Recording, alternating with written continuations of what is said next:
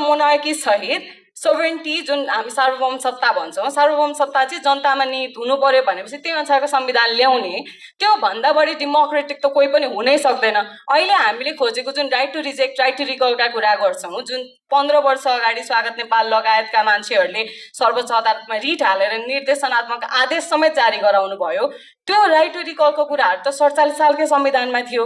62-63 पछि जति पनि सरकार परिवर्तन भए सबै आफ्नो लागि मात्रै भएर आफ्नो गोजी भर्नेका लागि मात्रै भए।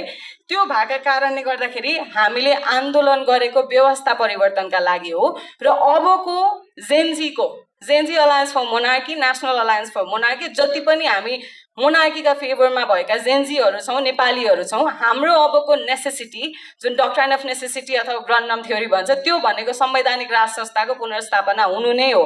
नेपालमा राज संस्थाको पुनर्स्थापना नभइकन केही पनि विकास हुन्छ जस्तो देख्दिनँ म।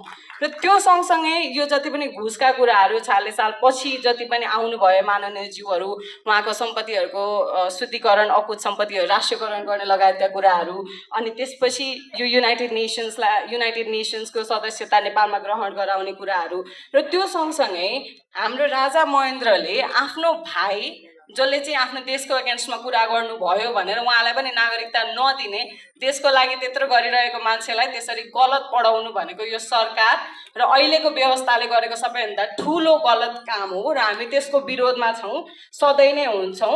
र अन्त्यमा के हो भन्दाखेरि हामी जेन्जीले खोजेको नेपालमा संवैधानिक राज संस्था नै हो। नेपालमा राज संस्था चाहिन्छ। नेपालमा राज संस्था सहित जति पनि मन्त्री प्रधानमन्त्री हुन्छन् उहाँहरूको पद, उहाँहरूको समय, टेन्योरलाई नियुक्त गर्नै पर्छ।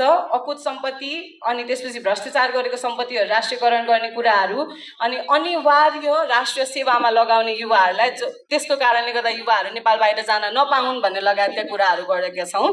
त्यो भएका कारणले आजबाट सबैजना कृपया हामीसँगै आइदिनु होला। संवैधानिक राज संस्था, नेपालमा राज संस्था भित्राउने भनेको यसरी गोष्ठीबाट सिद्धान्तका कुराहरू भन्दा पनि हामी बाटोमै लगेर गर्नुपर्छ। जति पनि हुने थियो, जति मान्छेले 7 सालमा हामी राणा शासनको कुरा गर्छौँ नि, राणा शासन त यतिकै जाँदैन थियो भन्ने कुराहरू, अनि त्यसपछि मान्छेले त्यो बेला पनि भन्यो होला नि त, होइन कहाँ प्रजातन्त्र आउँछ, प्रजातन्त्र चाहिँदैन भनेर त भनेको थियो होला। तर सबैजना लागेको कारणले नै प्रजातन्त्र स्थापना भएको। 62-63 मा पनि राज संस्थाको विरुद्धमा कुरा गर्दै गर्दाखेरि त्यहाँ पनि सबैजना भएका कारणले गर्दाखेरि आज हामी यो ठाउँमा आउने बाध्य छौँ भने हाम्रो ब्लड सेड भइसक्यो। जति पनि मान्छेले रगत बगाएर गर्ने भन्थ्यो, रगत बगाइसक्यो अहिलेका नेताहरूले।